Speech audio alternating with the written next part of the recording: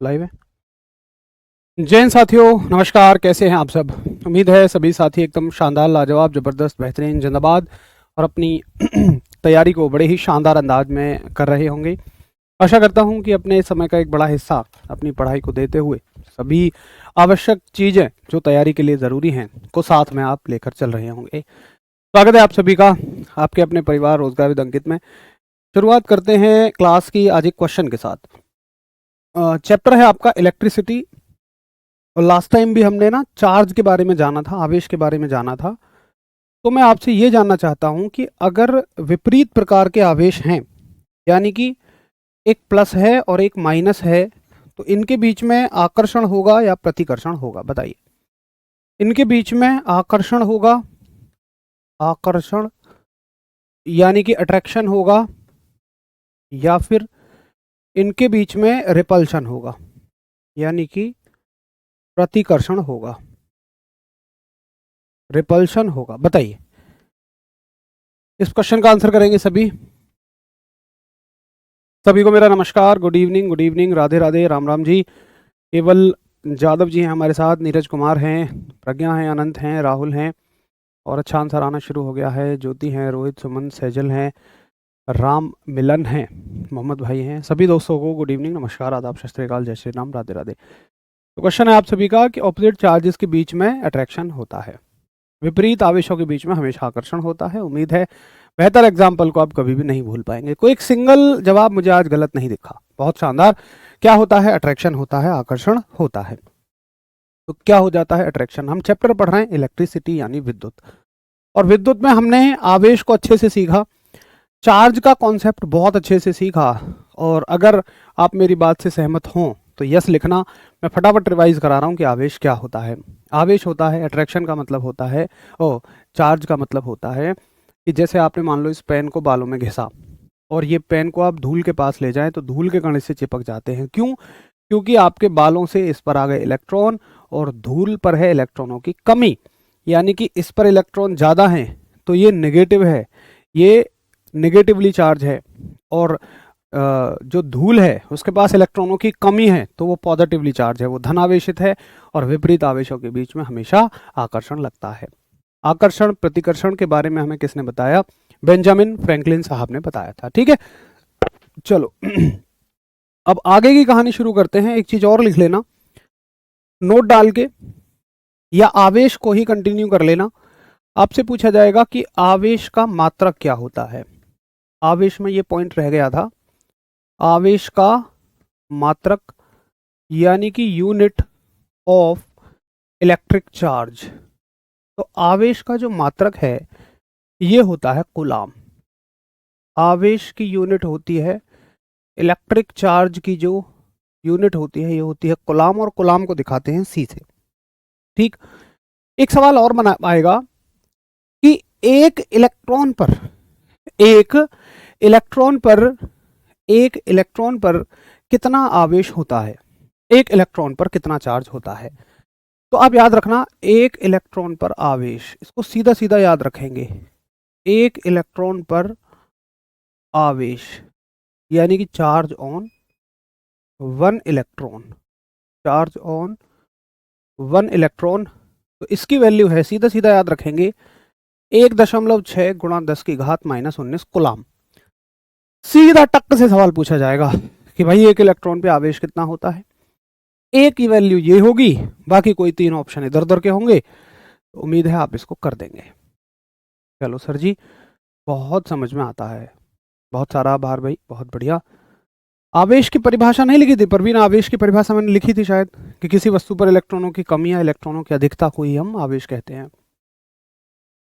बाकी नहीं लिखवाई हो तो आप लिख लो कि किसी वस्तु पर इलेक्ट्रॉनों की कमी या इलेक्ट्रॉनों की अधिकता को हम आवेश कहते हैं, यानी कि एक्सेसिवनेस ऑफ चार्ज और scarcity of charge on a body is called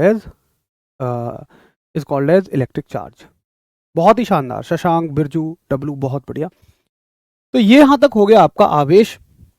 अब देखिए, आवेश ऐसा टॉपिक है कि ये नींव है मकान की, मैंने पहले भी कहा था, और इसी से सारी चीजें आगे बनेंगी। अब आप देखो, जैसे अगली डेफिनेशन आती है आपकी विद्युत धारा, और देखना ये आवेश से ही बनती है। विद्युत धारा यानी कि इलेक्ट्रिक करंट, विद्युत धारा यानी कि इलेक्ट्रिक करंट, और इसको दिखाते हैं हम सिंबल आई से। अब देखिए विद्युत धारा क्या होती है, बात को समझने की कोशिश करना, रटेंगे बिल्कुल नहीं। कि मैंने क्या एग्जांपल लिया था पीछे जब हमने चार्ज पढ़ा, हमने पढ़ा कि अगर पेन पर इलेक्ट्रॉन आ जाते हैं, पेन पर इलेक्ट्रॉन, ये हमने पेन लिया था भाई, पेन कैसा है, पेन है कुचालक यानी कि इंसुलेटर। इंसुलेटर कौन होते हैं, तो देखो अगर इस दुनिया की वस्तुओं को हम इस तरह से बांटें कि किस में इलेक्ट्रॉन चल सकते हैं और किस में इलेक्ट्रॉन नहीं चल सकते, तो आप ये कहेंगे कि भाई ये दो तरह की होती, तो ये दो तरह की होती हैं, या तो सुचालक या तो कुचालक। भाई सुचालक कौन होते हैं, कंडक्टर कौन होते हैं, जिनमें इलेक्ट्रॉन बह सके, और कुचालक कौन होते हैं, जिनमें इलेक्ट्रॉन नहीं बह सके। तो जब ये इलेक्ट्रॉन पेन पे आए थे, कुचालक पर आए थे, ये इलेक्ट्रॉन कुचालक पे आके रुक गए, यहां बैठ गया, अब ये आगे नहीं बढ़ रहा है। लेकिन अगर यही इलेक्ट्रॉन सुचालक पे आ जाए, जैसे कि कॉपर का तार ले लो, अगर यही इलेक्ट्रॉन सुचालक पे आ जाए, सुचालक का मतलब कंडक्टर, कंडक्टर का मतलब जिसमें इलेक्ट्रॉन बह सके, तो अगर यही इलेक्ट्रॉन सुचालक पर आ जाए तो ये क्या होना शुरू होगा, ये चलना शुरू हो जाएगा, इस पे तो रुक जाता है। भाई कुचालक ऐसी वस्तुएं हैं जिन पे इलेक्ट्रॉन चल ही नहीं पाएगा, लेकिन सुचालक कैसी वस्तुएं हैं जिन पे इलेक्ट्रॉन चलना शुरू कर देता है, और इलेक्ट्रॉनों के इसी प्रवाह को हम धारा कहते हैं, इलेक्ट्रिक करंट कहते हैं। बस इससे ज्यादा कुछ नहीं है। भाई कुचालक पर इलेक्ट्रॉन आके बैठा है, तो कुचालक इसको आगे नहीं बढ़ने देगा, लेकिन अगर सुचालक पे आके बैठा है तो सुचालक इसको आगे बढ़ाना शुरू कर देगा, और इसी को हम कहते हैं विद्युत धारा। तो देखिए परिभाषा क्या याद करते हैं आप सभी ने बहुत बार रटी होगी कि आवेश, आवेश के प्रवाह की दर, आवेश के प्रवाह की दर को विद्युत धारा कहते हैं। आवेश के प्रवाह की दर को विद्युत धारा कहते हैं, यानी कि rate of flow of charge, rate of flow of charge is called as current. और डेफिनेशन कैसे बनाओगे, देखो या तो फॉर्मूले से डेफिनेशन बना लो या डेफिनेशन से फॉर्मूला बना लो, बना आसान है भाई। आवेश के प्रवाह की दर, तो डेफिनेटली विद्युत धारा का मतलब ये है, अब उम्मीद है कि आप डेफिनेशन से ना फॉर्मूला बहुत आराम से बना लेंगे, या फॉर्मूला याद रख लो डेफिनेशन बना लोगे, एक ही बात है। इलेक्ट्रिक करंट बराबर क्या होता है, आवेश के प्रवाह की दर का मतलब है कि आवेश में समय से भाग दिया गया है, यानी कि चार्ज में टाइम का डिवाइड दिया गया है। ठीक है भाई, इसको याद कर लेंगे। अंग प्रदेश की धरती से राम राम, राम राम भैया जी, राम राम। जरा बताएंगे कि हाँ भैया ये मुझे अच्छे से समझ में आ गया है। लकड़ी क्या है, सुचालक या कुचालक? भैया लकड़ी कुचालक है बाबू, क्योंकि लकड़ी में धारा प्रवाहित ही नहीं होगी, तो लकड़ी क्या होती है, कुचालक होती है। बहुत शानदार, शशांक, कमल, बहुत बढ़िया, वेरी गुड आंसर आपका। इन्होंने तो फॉर्मूला भी लिख दिया। ये क्या कहते हैं कि भैया जी देखो, विद्युत धारा को हम आई से दिखाते हैं, आवेश को हम क्यू से दिखाते हैं, और समय को हम टी से दिखाते हैं, कहानी खत्म। देखो अगर इतना याद है ना, तो ये भी याद हो जाएगा और डेफिनेशन भी बन जाएगी। सबसे बच्चे अच्छे ये हैं जो इसको याद रख लें, आई बराबर क्यू बटे टी, सिर्फ आई बराबर क्यू बटे टी। भाई क्यू क्या है आवेश, टी क्या है समय, और मैंने आपको सिखा रखा है परिभाषाओं को बनाना, कि अगर आवेश में समय का भाग है तो आप ये कहेंगे आवेश के प्रवाह की दर, यानी कि rate of flow of charge is called as current. तो बताओ यहां तक किसी को कोई तकलीफ हो तो बताएंगे।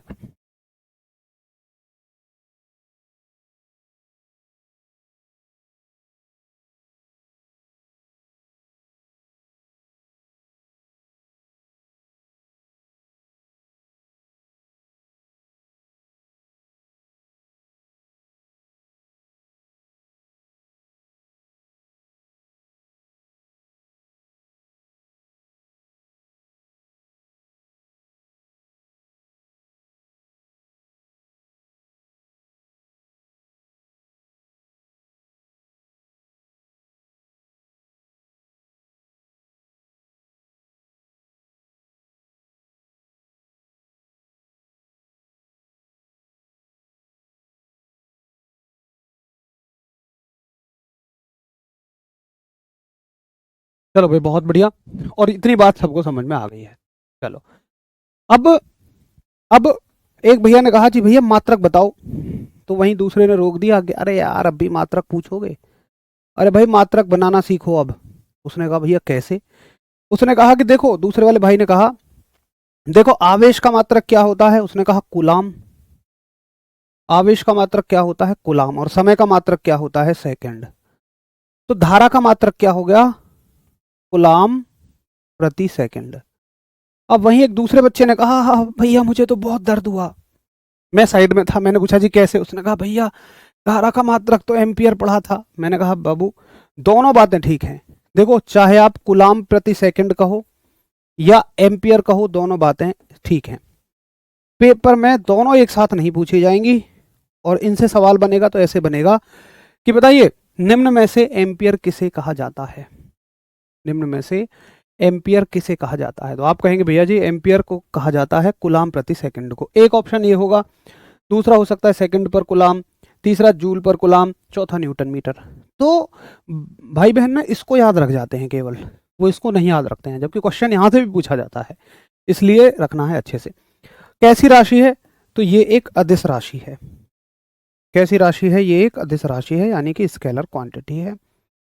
अब ये इससे बनने वाले फैक्ट हो गए। कितने सवाल बन सकते हैं? टक से पहला सवाल, दूसरा सवाल, तीसरा सवाल, चौथा सवाल और पांचवा सवाल। 5 सवाल सीधे सीधे। रोहित बहुत सारा आभार भाई, बहुत सारा आभार। ठीक है सुभाष, मैं बताता हूँ, बहुत सारे मेरे भाई बहनों को सुचालक कुचालक में समस्या है। पहले आप इसको नोट करो, फिर मैं आपको बताता हूँ। नोट करके थम्स अप कर दो, फिर मैं आपको बताता हूँ कि सुचालक और कुचालक में क्या फर्क है।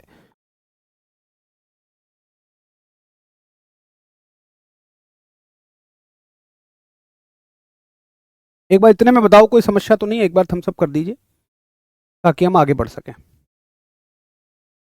अजय बाबू बिल्कुल मात्रक होता है। आज मेरा बर्थडे है, विश कर दीजिए भाई, बहुत सारी शुभकामनाएं आपको। और मैं ऊपर वाले से हमेशा दुआ करूंगा कि जो भी अब तैयारी के समय अपना बर्थडे सेलिब्रेट कर रहे हैं, ऊपर वाला अगला बर्थडे उनका वर्दी में ही मनवाए। चलो बहुत बढ़िया, चलो मैं आपको बता देता हूँ। सुचालक और कुचालक, अगली हेडिंग यही डाल लो। सुचालक और कुचालक क्या होते हैं? सुचालक और कुचालक, तो सुचालक होते हैं आपके कंडक्टर। देखो भाई कंडक्टर वो होते हैं जिनमें विद्युत का प्रवाह हो जाता है, आसानी से हो जाता है। आप ये कहो जैसे कॉपर का तार है, जैसे चांदी है, जैसे लोहे का तार है, जैसे एल्यूमिनियम है। तो इन सब में अगर एक सिरे पे विद्युत धारा दोगे तो दूसरे सिरे पे विद्युत धारा पहुंच जाएगी। यानी कि क्यों पहुंचती है भाई? विद्युत धारा है क्या आखिर? अरे इलेक्ट्रॉनों का चलना, इसमें इलेक्ट्रॉन स्वतंत्र हैं चलने के लिए, इस वजह से धारा इसमें आराम से बह जाती है। इलेक्ट्रॉन चल सकता है, इलेक्ट्रॉन के चलने से ही धारा बहती है। तो सुचालक की परिभाषा आप क्या लिखोगे कि ऐसे पदार्थ, ऐसे पदार्थ जिनमें इलेक्ट्रॉन धारा, जिनमें इलेक्ट्रॉन स्वतंत्र रूप से गमन करते हैं, जिनमें इलेक्ट्रॉन स्वतंत्र रूप से गमन करते हैं। ठीक है, और ये बात अलग से नहीं कहने की जरूरत है कि इलेक्ट्रॉन अगर चल रहा है तो धारा बह रही है, ये एक ही बात है, दोनों इलेक्ट्रॉन का चलना ही धारा है। तो आप कहेंगे कि the material in which electron moves freely. Example, example कौन होंगे? आप कहेंगे भाई साहब एग्जाम्पल होगा सुचालक का, जैसे कि कॉपर ले लीजिए यानी तांबा, आप ले सकते हैं तांबा यानी कि कॉपर। ठीक है, अगर आपसे पूछा जाए कि सर्वश्रेष्ठ कौन होता है, सर्वश्रेष्ठ सबसे अच्छा, तो आप कहेंगे सुपीरियर जो होता है, बेस्ट कह दो, सुपीरियर या बेस्ट, तो ये होता है आपका चांदी। ठीक है भाई साहब, सिल्वर होता है। अब देखिए अगली परिभाषा कुचालकों की। कुचालक यानी कि इंसुलेटर। तो इंसुलेटर में आप बेसिक बेसिक लिख देंगे कि इलेक्ट्रॉन गमन करने के लिए स्वतंत्र नहीं होते हैं। बस इतनी सी लिख देंगे, इसी को कॉपी करके पेस्ट करूंगा मैं, सिर्फ नहीं लगा दूंगा कि ऐसे पदार्थ जिनमें इलेक्ट्रॉन स्वतंत्र रूप से गमन नहीं करते हैं, नहीं करते हैं। The material in which electrons doesn't moves freely, यहां पे क्या आ जाएगा, डजंट आ जाएगा। स्वतंत्र रूप से गमन नहीं करते हैं यानी कि डजंट मूव फ्रीली, खत्म बात। अब जब इलेक्ट्रॉन ही नहीं चल पाएंगे तो ये कुचालक हो गए। अब इसका एग्जाम्पल क्या लिख दोगे, तो मेरे बहुत सारे भाई बहनों ने एग्जाम्पल से सराबोर कर दिया कमेंट सेक्शन को, बिल्कुल मजा आ गया। आप कह रहे हैं जी एग्जाम्पल लिख लो, लकड़ी लिख लो, लकड़ी लिख लो, आप मोम लिख लो, आप चाहें तो प्लास्टिक लिख लो। लेकिन देखो एक बात है, कभी कभी आपने ये देखा होगा कि लकड़ी अगर गीली हो जाए तो उसमें धारा प्रवाह हो जाता है। ऐसा क्यों? क्योंकि देखिए अगर लकड़ी कुचालक है, अगर लकड़ी इंसुलेटर है तो इलेक्ट्रॉन उसमें नहीं चल पाता है, लेकिन अगर वो गीली हो जाए तो वो इलेक्ट्रॉनों को आगे बढ़ा देती है हल्का हल्का, तो हल्का सा करंट उसमें उतर जाता है। तो बहुत सारे कुचालक ऐसे हैं कि जो किसी विशेष परिस्थिति में सुचालक बन सकते हैं, इंसुलेटर बन सकते हैं, लेकिन बहुत थोड़े इंसुलेटर बन पाएंगे वो, जैसे लकड़ी भीगने पे बन जाती है। हालांकि इस तरह का कोई सवाल नहीं पूछा जाएगा, तो बताएंगे जी क्लियर है, बहुत शानदार, वेरी गुड। न्यूमेरिकल आपके स्तर पे बहुत नहीं आते हैं,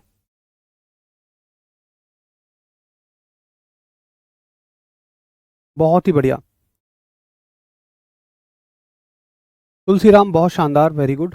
तो ये हो गए आपके सुचालक और कुचालक, उम्मीद है इतना क्लियर हो गया होगा। तो ये मेन टॉपिक हमारा था विद्युत धारा, इलेक्ट्रिक करंट। अब देखिए एक अगला मुद्दा आता है जिसका नाम है विद्युत विभव, जिसका नाम है विद्युत विभव यानी कि इलेक्ट्रिक पोटेंशियल, इलेक्ट्रिक पोटेंशियल। और इलेक्ट्रिक पोटेंशियल को दिखाते हैं हम V से, लेटर V, विद्युत विभव। देखिए विद्युत विभव क्या होता है, देखो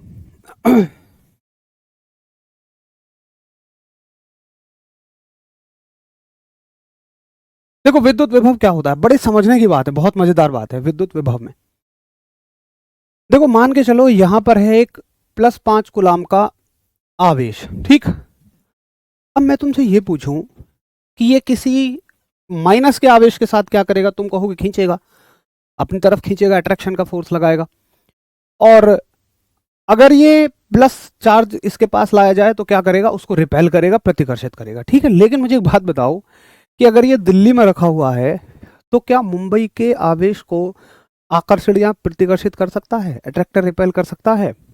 तो तुम कहोगे भैया ऐसा तो नहीं होगा यार, इतनी दूरी तक तो इसका प्रभाव नहीं होगा।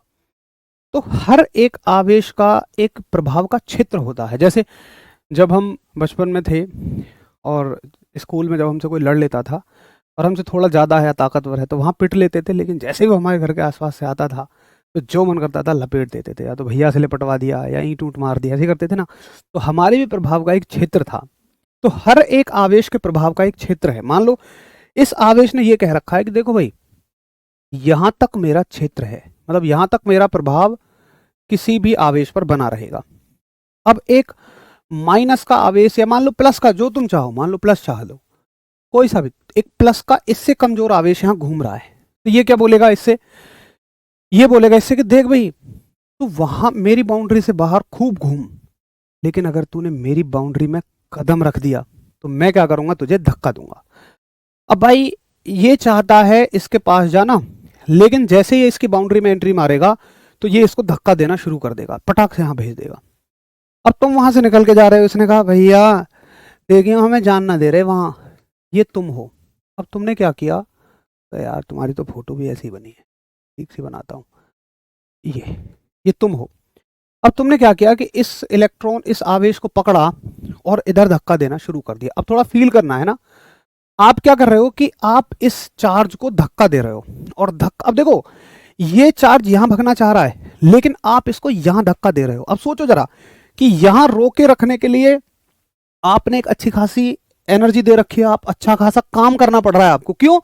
क्योंकि आपने फोर्स लगाकर किसी वस्तु को डिस्प्लेस किया हुआ है। समझो जरा, ये बिल्कुल उस स्प्रिंग की तरह है जो बंधी हुई है, तुमने ताकत लगा के खींच रखी है।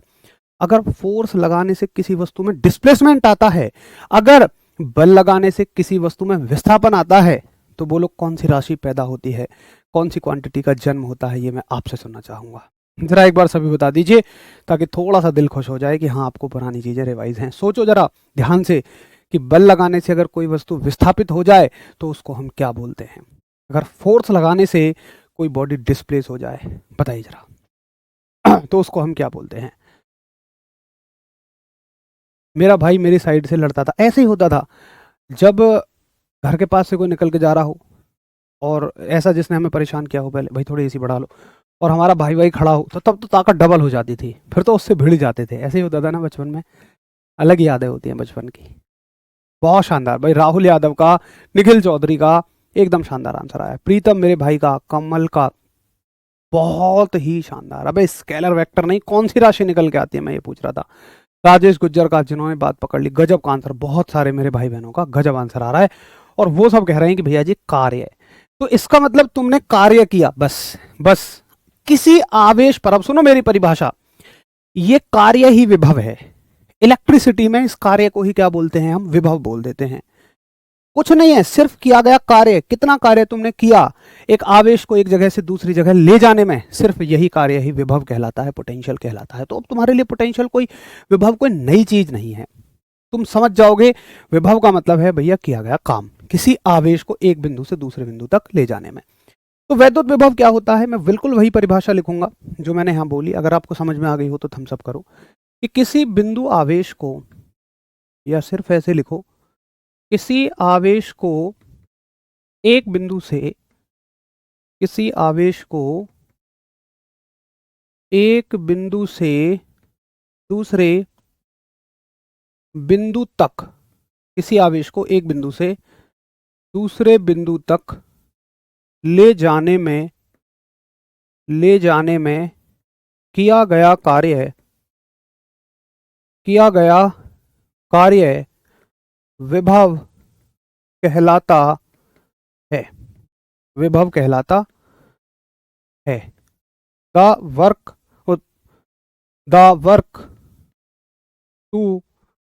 वर्क टू, ऐसे लिख दो, to displace a charge from one point to another, है ना। इसकी परिभाषा कैसे बनाओगे, परिभाषा बनाओगे, डेफिनेशन फॉर्मूला कैसे बनाओगे, आप कहोगे कि देखो वैद्युत विभव बराबर इलेक्ट्रिक चार्ज बराबर कार्य यानी कि वर्क बटे वैद्युत विभव बराबर इलेक्ट्रिक पोटेंशियल बराबर, सॉरी इलेक्ट्रिक पोटेंशियल बराबर, इसको पोटेंशियल लिखना है ना, कि कितना कार्य किया और कितने आवेश पर किया, कितने चार्ज पर किया। ठीक है, तो आप लिखोगे V बराबर, और ये क्या होता है W, और ये होता है आपका Q। लो बन गया फॉर्मूला, V बराबर W बटे Q। ठीक है, तो बहुत आसान सी परिभाषा है भैया। विद्युत चैप्टर में आवेश को अगर एक बिंदु से दूसरे बिंदु तक लाने में आपको कार्य करना पड़ा है, डेफिनेटली करना पड़ेगा कोई भी। अच्छा, आवेश क्या होता है, चार्ज क्या होता है। अगर मैं ये कहूं कि बहुत सारे इलेक्ट्रॉन जहां मिले हुए हैं वही चार्ज बना रहे हैं, बहुत सारे नहीं, एक इलेक्ट्रॉन है वो भी चार्ज बना रहा है, तो आप ये कहो ना, चार्ज को लाने ले जाने का मतलब क्या है, इलेक्ट्रॉनों को लाना ले जाना। और इलेक्ट्रॉन कभी भी अपने आप नहीं जाएगा, उसको फोर्स लगा के ही लाया और ले जाया जाता है। बहुत शानदार, वेरी गुड शशि, बहुत बढ़िया, वो भी डेफिनेशन ठीक है और ये भी ठीक है। अब देखिए, आपसे पूछा जाएगा इसका मात्रक, मात्रक यानी कि यूनिट, तो आप कहोगे कि मात्रक होता है इसका, भाई कार्य का मात्रक क्या होता है, जूल। ठीक है, जूल। और आवेश का मात्रक क्या होता है, आवेश का मात्रक होता है कुलाम। तो एक भैया कहेगा भैया जी जूल पर कुलाम, वही दूसरा कहेगा कि डायरेक्ट अगर हम इसको बोलना चाहें तो हम इसको वोल्ट बोल सकते हैं, मैं कहूंगा बिल्कुल। अगर आप इसको डायरेक्ट बोलना चाहें तो आप इसको वोल्ट भी बोल सकते हैं, जूल पर कुलाम को वोल्ट आप बोल सकते हैं। एक गुड़िया तभी से पूछने में लगी कि भैया वायु में ध्वनि का वेग कितना होता है। देखो गुड़िया, वो ध्वनि वाले चैप्टर में बहुत अच्छे से समझाया है, यहाँ 1 मिनट में उस बात को बता पाना संभव नहीं है। मैंने बहुत अच्छे तरीके से एक्सप्लेन किया है, प्लीज़ आप एक बार ध्वनि वाला चैप्टर देखो, वहाँ बहुत अच्छा समझ में आएगा, क्योंकि एक शब्द में उसका आंसर देना संभव नहीं है। चलो भैया, बहुत बढ़िया हरिराम बाबू जी। जूल पर गुलाम। अब देखो, लगभग सभी बच्चों ने जूल पर गुलाम आंसर किया। इसे देख के दिल खुश होता है कि हाँ भाई आप पकड़ रहे हो चीज़ों को। तो पेपर में बताओ, ऐसे पूछ लेगा, बताओ 1 वोल्ट कितने के बराबर होता है भाई? जूल पर गुलाम के, या जूल पर न्यूटन के, या न्यूटन पर मीटर के, या मीटर पर सेकंड के। तो अब आप अच्छे से समझ जाते हो कि हाँ भैया वोल्ट क्या कहा जाता है, जूल पर गुलाम कहा जाता है। चलो जी, सोना गोल्ड क्या होगा? गोल्ड भाई आपका सुचालक है, इंसुलेटर है, लेकिन चांदी से अच्छा नहीं है। ऐसे मत समझो महंगा है तो चांदी से अच्छा सुचालक होगा, नहीं। ठीक है, तो ये नोट हो गया होगा उम्मीद है। अब ये कैसी राशि है? तो याद रखेंगे कि ये एक अदिश राशि है। कैसी क्वांटिटी है? ये एक अदिश राशि है, यानी कि ये एक स्केलर क्वांटिटी है। क्लियर है? इलेक्ट्रिक पोटेंशियल, वैद्युत विभव, उम्मीद है आपको अच्छे से समझ में आ गया होगा। कॉन्फिडेंस नहीं बन पा रहा है पीयूष पांडे। देखो भाई, ऐसा होता है तैयारी के दौरान, कभी कभी मैं ऐसा लगता है कि मैं नहीं कर पाऊंगा, लेकिन आप मेरी बात लिख के ले लेना कि ऐसा कोई बच्चा नहीं है आप में से कि जो नहीं कर पाएगा। पहली बात तो ये, हर कोई कर सकता है। हाँ, सिर्फ इतना है, अगर आपने, देखो भाई सीधी बात कहता हूँ मैं, तो आपने बचपन से पढ़ाई में मेहनत की हो 12वीं तक, तो अब आपको आसानी हो रही होगी। बताओ मेरी बात से कौन कौन सहमत है? जिसने बचपन से लेके 12वीं तक मेहनत करी हो, 9, 10, 11, 12 अच्छे से पढ़ी हो, तो मैं मानता हूँ कि देखो, जिन्होंने साइंस साइड से पढ़ी है ना, उनके लिए तो कुछ भी नहीं है ये चीज़ें। जिन्होंने आर्ट साइड से भी पढ़ी है और मेहनत से पढ़ी है पढ़ाई, तो उनको समझ में तो आ रही होंगी। इतना ज़रूर हो सकता है कि अगर आपने एकेडमिक्स में मेहनत ना की हो, तो इतना ज़रूर है कि आपको थोड़ा ज़्यादा पढ़ने से समझ में आएगा, लेकिन 100% समझ में आ जाएगा। उनको एक बार में पढ़ने से समझ में आ जाता होगा, बाकी को आपको 2 बार में आ जाएगा, 3 बार में आ जाएगा। तो आएगा सबको, ऐसा नहीं है कि किसी को समझ में नहीं आएगा, आएगा सबको। तो बिल्कुल ऐसा नहीं सोचना है कि मुझे कॉन्फिडेंस नहीं आ पा रहा है। हाँ, मैं मानता हूँ तैयारी के दौरान बहुत बार आती हैं ऐसी बातें। मतलब मैं ना आपको हर ऐसे बच्चे से मिला दूंगा, आप मुझसे कहो तो सही, हर ऐसा बच्चा ढूंढ के आपके साथ सामने ला दूंगा कि जो आपकी स्थितियां हैं फिलहाल, जिनकी वजह से आपका कॉन्फिडेंस टूट रहा हो, चाहे जो स्थिति हो, आर्थिक स्थिति हो, सामाजिक स्थिति हो, आपको समझ में नहीं आ रहा है, आपको पढ़ाई नहीं हो पा रही है, किन्हीं से कुछ चक्कर, कुछ भी, कैसी भी स्थिति सही है आपकी, जिसकी वजह से आपका कॉन्फिडेंस टूट रहा हो, मैं आपको हर एक एग्जाम्पल ऐसा ला दूंगा कि उसके साथ उससे भी बुरी स्थितियां थी, आपसे ज़्यादा कॉन्फिडेंस उसका गिरा था, लेकिन आज वो सेलेक्टेड है। बस सिर्फ मैं इतना कहूँगा। तो आप जिस भी स्थिति में जी रहे हो ना, हर ऐसी स्थिति किसी ना किसी ने जी है और वो आज सेलेक्टेड है। तो चिंता मत करिए, लगातार मेहनत करो, पढ़ाई करते रहो। ठीक है जी निभा। वैसे तो मुझे लग रहा है फॉन्ट बिल्कुल सही है, मैं शायद को बड़ा लिख रहा हूँ थोड़ा सा, ये बस छोटा हो गया था। तो ये हो गया आपका विद्युत विभव। अब देखिए, हमने 3 चीज़ें पढ़ ली, विभव पढ़ लिया, हमने आवेश पढ़ लिया, हमने धारा पढ़ ली। अब एक चीज पढ़ते हैं, वैद्युत प्रतिरोध। वैद्युत प्रतिरोध। भाई ये एसी चल नहीं रही है यार आज आपकी।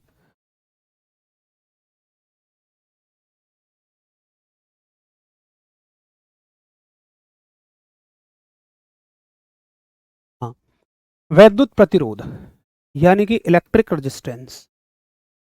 इलेक्ट्रिक रेजिस्टेंस, जिसको हम दिखाते हैं लेटर आर से, इलेक्ट्रिक रेजिस्टेंस। देखो, वैद्युत प्रतिरोध क्या होता है, इलेक्ट्रिक रेजिस्टेंस क्या होता है, आप एक बात समझो। एक एग्जांपल मैं आपको दे रहा हूं, उसको समझ के आप रिलेट कर पाएंगे चीज़ों को। जैसे मान के चलिए मेरे पास 3 तार हैं, एक ये हो गया, ये मान लो चांदी का तार है, ये मेरे पास मान लो कॉपर का तार है, और ये मान लो मेरे पास लोहे का तार है। ठीक, मेरे पास 3 तार हैं, एक चांदी, एक मेरे पास तांबा, और एक है मेरे पास लोहा।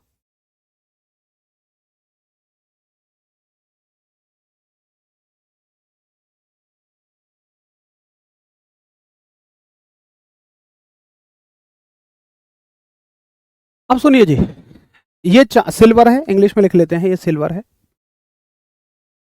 सिल्वर। ये मेरे पास कॉपर है, और ये मेरे पास आयरन है। अब मैं क्या करता हूं, इन सबको मैंने, इन सब के इस सिरे पर मैंने 15 एम्पियर की धारा दी, मान लो कोई भी वैल्यू ले लो, ये कहाँ से आए, ये मैं अपनी तरफ से मान रहा हूँ। अब जैसे देखो बचपन में क्या होता था कि मान लो एक पड़ोसी हैं और वो 3 तरह के बच्चों से कुछ सामान मंगाते, 15 रुपए दे के, 10 रुपए का सामान है, तो बोलो आप कितने रुपए लौटाते। हो सकता है आप बहुत अच्छे बच्चे हों तो आप 4 रुपए लौटा दोगे। 10 रुपए का सामान है तो क्यों भैया 1 रुपये कहाँ गए, अबे भाई तुम्हारा किराया लगता है, वो टैक्स है तुम्हारा, तुम कुछ ना कुछ खा पी आओगे 1 रुपये का। अच्छा, एक दूसरा भाई ऐसा हो सकता है कि उसका किराया ज़्यादा है, वो 2 रुपये खा जाए, 3 रुपये खा जाए। अब देखो कुछ कुछ तो ऐसे भी होते थे कि पहले उन्होंने सोचा 10 रुपये का सामान है, 5 रुपये का कुछ पहले खा पी लो, और पता चला आगे जाके सामान भी नहीं मिला, और सामान नहीं मिला तो पता चला अपनी जेब से और 5 रुपये देने पड़ गए लौटाने को। तो कुछ कुछ हो सकता है ज़्यादा ले लेते हो, मान लो कोई 5 रुपये का टैक्स ले लेता हो। तो बिल्कुल धातुओं के साथ भी ऐसा ही होता है कि अगर आप चांदी के सिरे पर 15 एम्पियर धारा देंगे तो लगभग आपको 14 एम्पियर यहाँ मिल जाएगी, यानी कि यहाँ पर धारा अच्छे से बह जाती है। तांबे में चांदी से कम बहेगी, हो सकता है 13 एम्पियर, 2 एम्पियर का नुकसान हो जाए, यहाँ बहुत नुकसान होगा, यहाँ 5 एम्पियर का नुकसान लगभग हो जाएगा। मान लो, एग्जैक्ट नहीं बता रहा हूँ मैं आपको, ये वैल्यू एग्जैक्ट नहीं है, मैं बस समझाने की कोशिश कर रहा हूँ। तो हर एक तार में धारा का नुकसान होता है, धारा का लॉस होता है। भैया जी ये क्यों होता है, क्योंकि हर एक तार इलेक्ट्रॉनों को अपने अंदर से गमन करने की अलग अलग फैसिलिटी देता है। इसमें से इलेक्ट्रॉन बहुत इजीली चले जाएंगे, यहाँ पे एक मतलब कुछ ही इलेक्ट्रॉन ऐसे होंगे जो आगे नहीं जा पाएंगे। ये इसका गुण ही ऐसा है, इसकी प्रॉपर्टी ही ऐसी है कि इसमें थोड़े इससे ज़्यादा कम इलेक्ट्रॉन बह पाएंगे और इसमें सबसे कम इलेक्ट्रॉन बह पाएंगे। ठीक है, तो इसी को हम क्या कहते हैं, इसी को हम प्रतिरोध कहते हैं, इसी को हम रेजिस्टेंस कहते हैं। यानी धारा के मार्ग में रुकावट को प्रतिरोध कहा जाता है। सिर्फ इतनी सी बात याद रखेंगे। तो लिखो धारा के मार्ग में रुकावट, धारा के मार्ग में रुकावट को, धारा के मार्ग में रुकावट को प्रतिरोध कहते हैं। धारा के मार्ग में रुकावट को प्रतिरोध कहते हैं, यानी कि obstacle in the path of current, obstacle in the path of current is called as resistance. ठीक है, अच्छा इसका मात्रक क्या है, तो आप कहोगे इसका मात्रक है, इसकी यूनिट है, अभी फिलहाल ओम याद रखो, इसका मात्रक है ओम। ठीक है, ये शिवजी वाला ओम नहीं है, ये एक साइंटिस्ट थे, ये एक साइंटिस्ट थे, कौन, जॉर्ज साइमंस ओम। याद रखना, देखो दुनिया के एग्जाम में क्या पूछा जाएगा कि बताओ वैद्युत प्रतिरोध का मात्रक क्या है, जी ओम होता है। एसएससी पूछेगी कि वैद्युत प्रतिरोध का मात्रक ओम किस वैज्ञानिक के नाम पर लिया गया है, तो ये वैज्ञानिक का नाम है ना। तो इन वैज्ञानिक का पूरा नाम क्या था, जॉर्ज साइमंस ओम।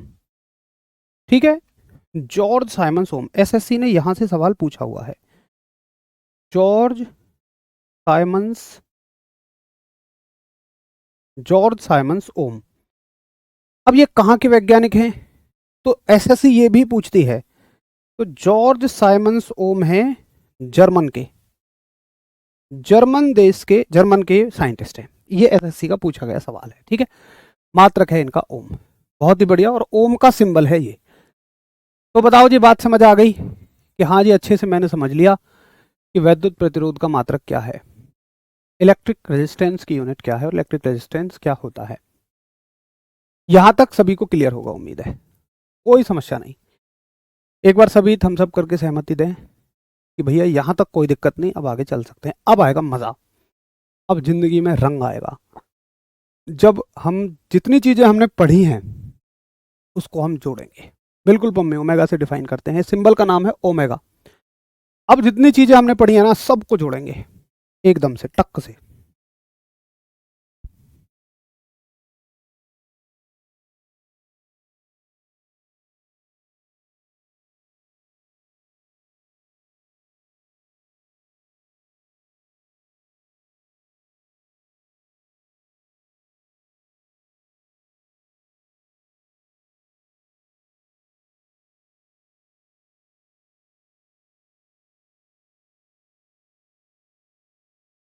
चलो भैया बहुत बढ़िया, कोई दिक्कत की बात नहीं है। अब सुनो, अब हमने क्या पढ़ा, विभव पढ़ा, हमने पढ़ी धारा और हमने पढ़ा प्रतिरोध, रेजिस्टेंस। तो जब जॉर्ज साइमंस ओम साहब ने प्रतिरोध की खोज की तो साथ ही में उन्होंने एक बात और देखी। क्या देखी? सुनो, बड़े ध्यान से सुनो, मजा आएगा। उन्होंने क्या देखा कि जैसे मान के चलो आपका ये पंखा है, ये आपका पंखा है, और ये पंखे को चलने के लिए देखो जब बनाया जाता है तो कुछ वोल्टेज और धारा निर्धारित कर दी जाती है। तो इस पंखे को, मोटर को, इस पंखे की मोटर को सही से घूमने के लिए मान के चलिए 220 वोल्ट चाहिए। दुकानदार कहता है कि देखो भैया 220 वोल्ट और 5 एम्पियर की धारा इसे चाहिए ही चाहिए, तब तुम्हारी मोटर उतने स्पीड पे घूमेगी जितनी इसकी मैक्सिमम स्पीड है। ठीक है, चलो इतना वोल्टेज और इतनी धारा पीछे से आ रही है। अब एक समय पे क्या हुआ कि मान लो वोल्टेज डाउन हो गया। कहते हैं ना हम, जब पंखा धीमा घूमता है तो हम कहते हैं अरे यार वोल्टेज डाउन हो गया। मान लो भैया वोल्टेज डाउन हो गया आधा, वोल्टेज हो गया आपका आधा, ये 220 से ये हो गया 110 वोल्ट। तो ओम साहब ने क्या देखा कि अगर पीछे से वोल्टेज आधा होता है तो उसके साथ धारा भी अपने आप आधी हो जाती है, यानी ये 5 से क्या हो जाएगी, 2.5 हो जाएगी। ठीक है, 2.5 एम्पियर हो जाएगी। अब मुझे एक बात बताओ कि इसको कैसे लिखेंगे कि अगर वोल्टेज आधा हुआ है तो धारा भी आधी हुई है, या वोल्टेज डबल होता तो धारा भी डबल हो जाती। तो इस बात को कैसे लिखा जाता है? देखो इस बात को ऐसे लिखा जाता है। लिखने का तरीका क्या है? यहां थोड़ी जगह खाली छोड़ देना। लिखने का तरीका है कि जो वैद्युत विभव है ना, जो वैद्युत विभव है, ये निशान लगाते हैं। ये निशान क्या बताता है अभी बताऊंगा आपको, 1 सेकंड रुको, बस लिख दूं। वैद्युत धारा यानी कि इलेक्ट्रिक पोटेंशियल जो है, वैद्युत और विद्युत एक ही बात है, ज़्यादा दिमाग नहीं लगाना है, दोनों एक ही बात है। ये इलेक्ट्रिक करंट के डायरेक्टली प्रोपोर्शनल है। देखो इसको बोलते हैं सीधा अनुक्रमानुपाती, डायरेक्टली प्रोपोर्शनल। सीधा अनुक्रमानुपाती का मतलब बहुत सारे भाई बहन कहते हैं बराबर है। अरे भाई, अगर ये बराबर का काम कर रहा है तो बराबर का निशान क्या नानी के यहाँ गया है? नहीं ना। इसका अर्थ होता है कि देखो ये जिस अनुपात में घटेगा या बढ़ेगा उसी अनुपात में ये घटेगी या बढ़ेगी। यानी कि अगर ये आधा होता है तो ये भी आधा हो जाएगी, अगर ये 2 गुना होता है तो ये भी 2 गुना हो जाएगा। तो इस चीज को कैसे लिखते हैं? इस चीज को लिखते हो आप कि वैद्युत विभव, लैंग्वेज में कैसे लिखोगे कि वैद्युत विभव धारा के, या वैद्युत धारा लिख दो, चलो पूरा ही लिखते हैं। वैद्युत विभव विद्युत धारा के सीधा अनुक्रमानुपाती होता है। अनुक्रमानुपाती होता है। ये लो, अब आज से पहले शायद आपने इसे रटा हो, लेकिन अब आप इसे समझ रहे होंगे कि इलेक्ट्रिक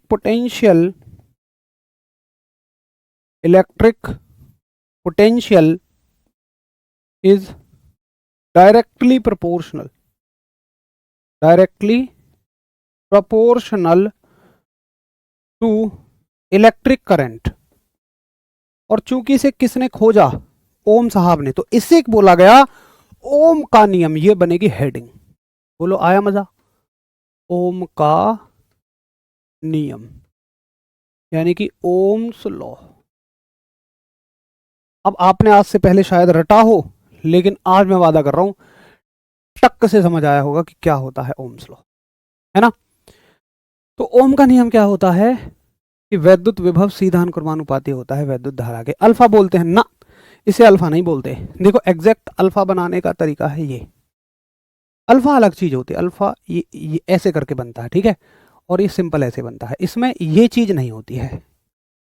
चलो, वैसे आपसे कभी नहीं पूछा जाएगा इसको क्या बोलते हैं, सिर्फ ये कहा जाएगा इसको सीधा अनुक्रमानुपाती बोलते हैं। तो आप ऐसे याद रखो कि भाई वैद्युत विभव वैद्युत धारा के सीधा अनुक्रमानुपाती होता है। इसको फॉर्मूले की टर्म में कैसे लिखोगे?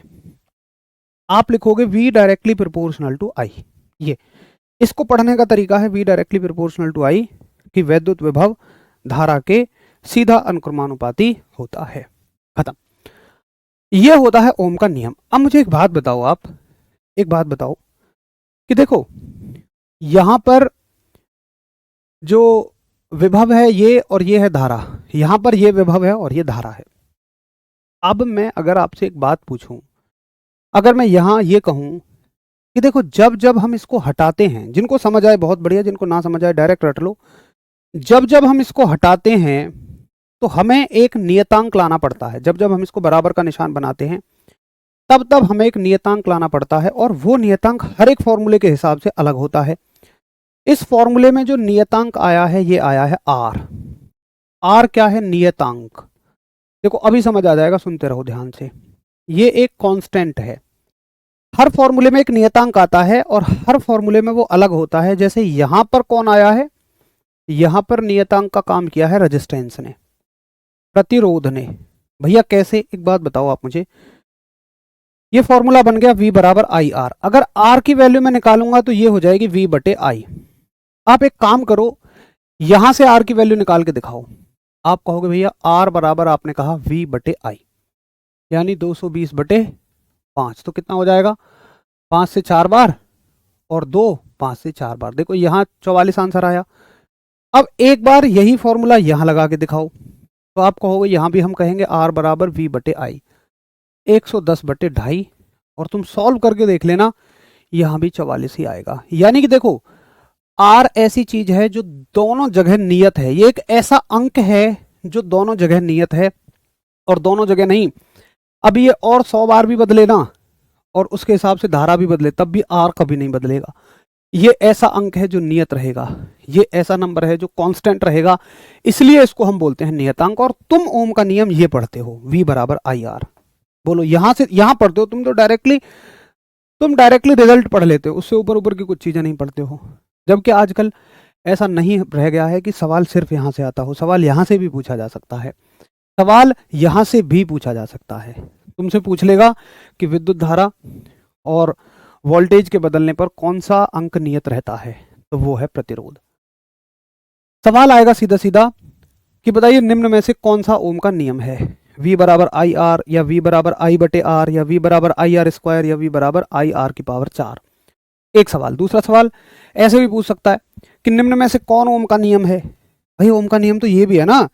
ऑप्शन होंगे V directly proportional to I, V ऐसे करके 1 बटे आई होगा, या V आई की पावर 2 होंगी, या V आई की पावर 3 होंगे। ऐसे पूछा जा सकता है, तो आप ये कहोगे, ये हो जाएगा। तो सवाल कहीं से कुछ भी बन सकता है, बशर्ते आपको कॉन्सेप्ट क्लियर होना चाहिए कि ये चीज आखिर आ कहां से रही है।